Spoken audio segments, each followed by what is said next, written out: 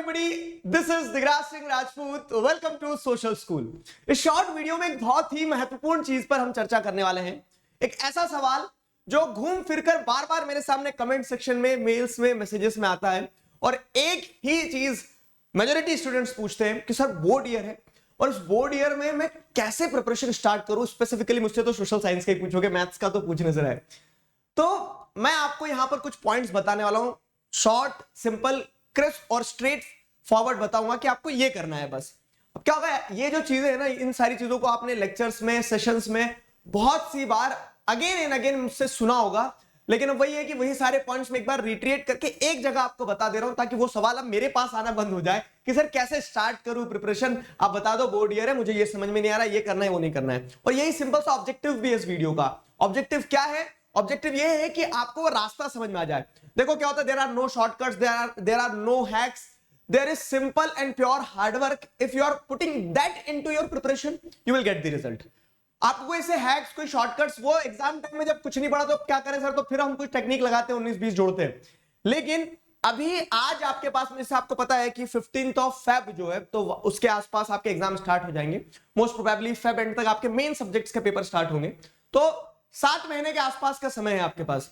इन 7 महीनों में अगर आप लग के मेहनत करोगे तो 7 महीने में इंसान क्या कर सकता है, अच्छे से अच्छा एग्जाम क्लियर कर सकता है। 10th बोर्ड है और 10th बोर्ड में भी आपको मैं सोशल साइंस की बात बता रहा हूं, तो क्या क्या चीजें हैं उन पे हम डिस्कशन करेंगे। ऑब्जेक्टिव सिंपल से ये कि आपको एक वो क्लैरिटी हो जाए, मेरे पास वो सवाल बार बार घूम कर आना बंद हो जाए कि सर कैसे स्टार्ट करूं। सिंपल सी चीज है। फाइन, ये कुछ जो पॉइंट्स हैं, इन पॉइंट्स को आपको ध्यान करना है, अपनी सोशल की बुक पे लिख लो ताकि आपको बार बार याद आता रहे कि हाँ ये हमें करना जरूरी है।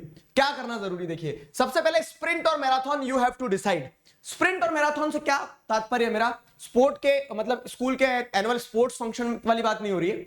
अब क्या होता है ना कि लॉन्ग टर्म पर्सपेक्टिव से सोचोगे तो आपको दिख रहा है कि हाँ बोर्ड एग्जाम है 2022-23 में हमें मतलब ये जो बैच है तो फेब 23 में कहीं आसपास हमें पेपर देना रहेगा, उसके लिए प्रिपरेशन करना है। तो आप वो माइंडसेट चल रहे हो, तो आपके पास टारगेट होना चाहिए कि हाँ अक्टूबर नवंबर तक मेरा सिलेबस हो जाएगा, बाकी समय में रिवीजन मारूंगा 2 4 5 जितने भी लगना है, और उस तरह से मैं प्रिपरेशन करने वाला हूं। और स्प्रिंट ये है कि हम शॉर्ट टर्म से कि कल वो टेस्ट पूछेंगे तो बस कल के हिसाब से पढ़ लिया, ये गलती मत करना, ठीक है। आपको डिसाइड करना, और मैं कहूंगा कि मैराथन के पर्सपेक्टिव से क्लियर, आप एक एक बैटल जीतने में विश्वास मत रखना, पूरी वॉर जीतने में विश्वास रखना। तो जो पढ़ रहे हो ऐसे पढ़ो कि हाँ सिस्टमैटिक, आपने एक बार फुल चैप्टर एक्सप्लेनेशन पूरा समझ लिया अच्छे से, फिर आपने क्या करना स्टार्ट कर दिया उसके क्वेश्चन आंसर्स को, फिर आपने रिवीजन पे बार बार फोकस कर रहे हैं, जो चैप्टर कंप्लीट हो रहा है तो रिवीजन के लिए आप वन शॉट फिर लास्ट में देख रहे हैं। तो ये जो अप्रोच रहेगी आपकी, समझ में आया? वो अप्रोच क्या होना चाहिए, एक सिंक्रोनाइज्ड वे में चलना चाहिए कि आपका टारगेट जो है वो बोर्ड एग्जाम है। ये छोटे एग्जाम जो मतलब ऐसा नहीं है कि हाफ ईयरली में पढ़ के नहीं जा रहे, सर ने बोल दिया बोर्ड एग्जाम की तैयारी करेंगे तो हाफ ईयरली में तो हम पढ़ ही नहीं रहे। वो आपको क्या है, वो आपको एक अच्छा वो मिल जाएगा, क्या मिल जाएगा, जैसे बोलते हैं ना कि जब साइकिल चला रहा होता है जो साइकिलिस्ट होता है तो बीच में एक ब्रेक लेता है, तो ब्रेक लेने के अच्छा डेस्टिनेशन मिल जाएगा। कैसा कि आपने अभी तक जितना पढ़ा तो उसको कंसोलिडेट करके एक बार हाफ ईयरली एग्जाम में पूरा चेक हो जाएगा, पूरा चेक हो जाएगा। तो वो एक अच्छी अप्रोच रहेगी। लेकिन आपकी प्रिपरेशन को मैं आपको बता रहा हूं लॉन्ग टर्म पर्सपेक्टिव से लेके चलना। अर्जुन का लक्ष्य मछली की आंख, तो मछली की आंख जो आपकी बोर्ड एग्जाम है, तो अपनी प्रिपरेशन को सिस्टमैटिक वे में एक प्लान बना के, अब बोलोगे सर आप प्लान भी दे दो, प्लान नहीं दूंगा मैं, क्यों? क्योंकि आपको अपनी स्थिति देखना, आप कहां स्टैंड कर रहे हो, आपको उस हिसाब से अपनी प्रिपरेशन चालू करना है, ठीक है। लेकिन हाँ उस पर कुछ पॉइंट्स दिए जा सकते हैं, उस पर डिस्कशन करते हैं। The approach for the theory subjects. अब क्या होता है, बहुत सारे बच्चे बोलते हैं सर इतना सारा डेटा रहता है कि सोशल साइंस में हम भूल जाते हैं। तो अब जब आपको प्रिपरेशन अपनी कर रहे हो तो इस चीज को मतलब एक्सक्यूज को एक तरफ रख दो, समस्या है, समस्या पे नहीं समाधान पे फोकस करेंगे। क्या कि थ्योरी सब्जेक्ट्स में नो डाउट बहुत सारा डेटा आएगा, बहुत सारे फैक्ट्स आएंगे, बहुत सारे फिगर्स आएंगे, इसका नाम ध्यान रखोगे उसका भूल जाओगे, कभी कभी दोनों के नाम मिला दोगे, नया तीसरा नाम बना दोगे, ये सारी समस्याएं आएगी, ठीक है। और ये ह्यूमन माइंड की लिमिटेशन भी है कि ऐसा नहीं कि हम चिट्टी रोबोट हैं जो एक बार पढ़ लिया वो हमेशा ध्यान रहेगा। आपको क्या करना रहेगा, आपको थ्योरी सब्जेक्ट है तो थ्योरी सब्जेक्ट की अप्रोच ही वो रखना होगी। Let's say for example theory subjects में क्या हो जाएगा आपका, जैसे बायोलॉजी आ गया थ्योरी सब्जेक्ट में, जैसे आपका सोशल साइंस आ गया, हिंदी इंग्लिश को आप कह सकते हो जो थ्योरी वाला पार्ट रहेगा। तो इसमें सोल्यूशन यही है कि थ्योरी सब्जेक्ट्स को आपको इन डिटेल पढ़ना पड़ेगा, पढ़ने के बाद रिवाइज करना पड़ेगा। एक बार रिवाइज, 2 बार रिवाइज, 10 बार रिवाइज करना पड़ेगा। लेकिन यही कटु सत्य है कि ऐसा नहीं है कि आप वही चिट्टी रिपोर्ट हो नहीं और आप स्कूल में चिट लेके जा नहीं सकते हो। तो सोल्यूशन ये बता कि अपने माइंड में ही इंप्रिंट करवाना होगा चीजों को, और वो माइंड में चीजें इंप्रिंट कब होगी, जब आप पढ़ोगे, सिंसियरली पढ़ोगे, पूरा चैप्टर अच्छे से पढ़ोगे। थ्योरी सब्जेक्ट की अप्रोच ही है कि एक बार हम पूरा चैप्टर समझे अच्छे से। चैप्टर समझने के बाद में अपने दिमाग में एक पूरी बड़ी पिक्चर क्लियर होना चाहिए कि क्या क्या है, और उस बड़ी पिक्चर के हिसाब से फिर आपको क्या करना रहेगा, उस बड़ी पिक्चर के हिसाब से बार बार रिवीजन करना रहेंगे। ठीक है, तो अपनी प्रिपरेशन में इस चीज की गांठ बांध लेना आप, क्या कि आपको बार बार रिवीजन करना रहेगा। थ्योरी सब्जेक्ट्स को बार बार रिवाइज नहीं करोगे, अगर मैं बार बार रिवाइज करके नहीं पढ़ाऊंगा तो मैं खुद भूल जाऊंगा। ठीक है, this is the harsh reality, वो चीज है। अब एक बार पढ़ो आखिरी बार पढ़ो वाला खेल, ये चीज भी ध्यान रखना कि आप अपनी प्रिपरेशन कर रहे हो तो ये मान के चलना आपको बार बार चीजें रिवाइज करना रहेगी। लॉन्ग टर्म के हिसाब से आपको टारगेट सेट करना रहेंगे।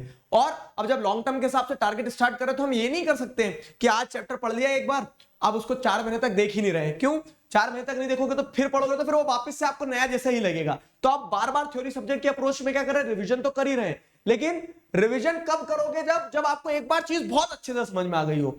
तो ऐसा नहीं है कि अभी अब कल एग्जाम है तो आज मैंने कुछ भी दौड़ते भागते हुए किसी से समरी सुन ली, किसी से कुछ कर लिया और वो चैप्टर कंप्लीट हो गया मेरा। अब चैप्टर कंप्लीट हो गया तो अब आगे मैं क्या करूंगा, अब चैप्टर कंप्लीट हो गया तो अब मैं बोर्ड एग्जाम में फिर से एक बार और पढ़ लूंगा। नहीं, एक ही चीज को 10 बार पढ़ते रहोगे अगर, मतलब वही कि फिर से जीरो से एक ही चीज को 10 बार पढ़ते रहोगे तो काम का नहीं है वो। मतलब आपने एक बार पढ़ा तो एक बार जब बैठ रहे हो पढ़ रहे हो तो एक बार उस चैप्टर को 5 घंटे दे दो चाहो तो, लेकिन बहुत अच्छे से पूरा पढ़ लो, पूरा एक एक चीज समझ लो। आपके एनसीईआरटी में वही कीवर्ड्स लिख लो, नोट्स बना रहे हो नोट्स बना लो। क्यों, क्योंकि वो आखिरी बार पढ़ा है आपने एक बार पढ़ के। अब जो पढ़ोगे उस चैप्टर को फिर से तो आप पढ़ोगे नहीं, आप रिवाइज करोगे, आप रिविजिट करोगे उन कॉन्सेप्ट्स को। आप क्या करोगे, फिर से एक बार चीजों को ब्रशअप करोगे, ना कि फिर से एक बार पढ़ रहे होंगे। आई hope you got my point. एक बार पढ़ना आखिरी बार पढ़ना मतलब क्या है कि एक बार में उसको बहुत अच्छे से पढ़ लो कि अगली बार जब आप उसे पढ़ोगे तो आपका एफर्ट जो है कम लगे, रिवीजन में टाइम कम लगे। समझ में आ रहा है? एक बार तो आपको thoroughly you have to go through the concepts of the chapter, वो चीज जरूरी है। No shortcuts are there. Again I am focusing on this thing कि कोई शॉर्टकट नहीं होगा। सोचो कि अभी पढ़ लेता हूं, बोर्ड की बोर्ड में समझूंगा, बार बार वही चीज करते रहोगे। आपके पास एक ही साल है और एक साल में 10th निकालना। ऐसा नहीं कि पंचवर्षीय योजना लेके आए कि 5-6 साल तक 10th में ही रहना है हमें। समझ में आया? Never skip answer writing. मैंने आपको बताया थ्योरी सब्जेक्ट जितना रिवीजन जरूरी है ना, थ्योरी सब्जेक्ट में उतना ही जरूरी है कि आप वो थ्योरी जो आपने पढ़ी है समझी उसे लिख पा रहे हैं पेपर पर। और ये पॉइंट आपको ध्यान रखना होगा। क्या ध्यान रखना होगा? देखो, मैंने आपको पढ़ा दिया, आपने पढ़ लिया, मुझे लगा मैंने समझा दिया, आपको लगा आपको समझ में आ गया अल्टीमेटली। लेकिन नंबर कब मिलेंगे पता है? जब आपने जो समझा है वो पेपर पर लिख पा रहे हो। और वो ऐसा नहीं होगा कि हाँ बस एक शुभ मुहूर्त वाला दिन आएगा जिस दिन हम नहा धो के बढ़िया टीका वीका लगा के बैठेंगे और पेपर में आंसर लिखेंगे तो ऐसा लिखेंगे पूरे नंबर मिल जाएंगे।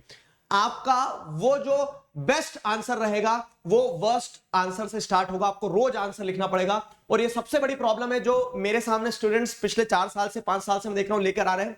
और मैं आपको फिर बता रहा हूं कि आप आओगे दिसंबर जनवरी में और बोलोगे सर समझ में सब आ गया बस आंसर लिखते नहीं बन रहे। तो उसका सोल्यूशन ये है कि आंसर लिखो।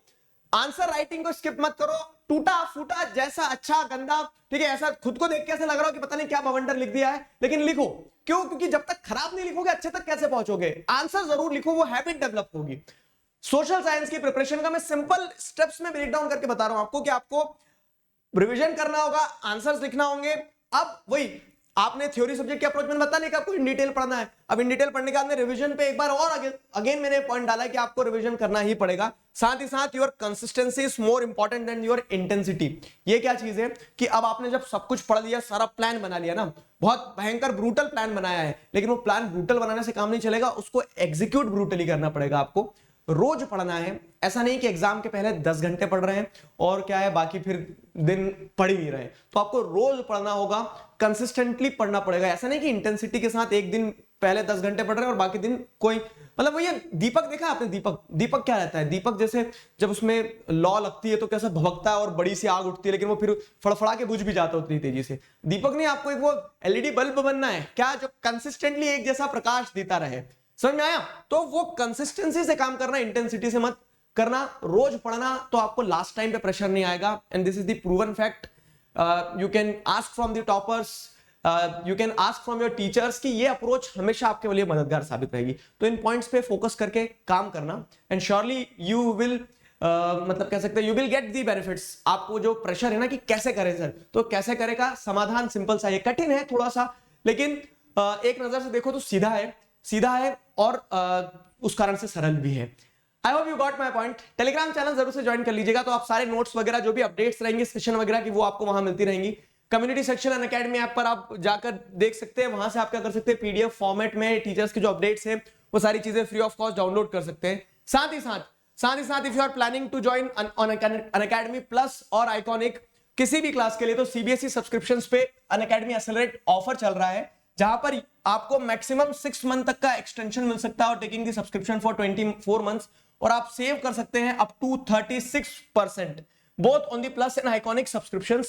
All what you are required to do is to use the code DIGRAJ Digraj and avail this offer. ये ऑफर 12th of August तक लिमिटेड पीरियड ऑफर है, तो 12th of August तक वैलिड है, उसके बाद में फिर नॉर्मल प्राइजेस पे आपको सब्सक्रिप्शन मिलेंगे। तो if you are planning, hurry up, this is the right time. I hope you got my point. अभी के लिए साइन ऑफ करता हूं और इसी तरह से मिलेंगे, तब तक अपना ध्यान रखो, पढ़ते रहो। Signing off with this, together we can, we will. Thank you very much.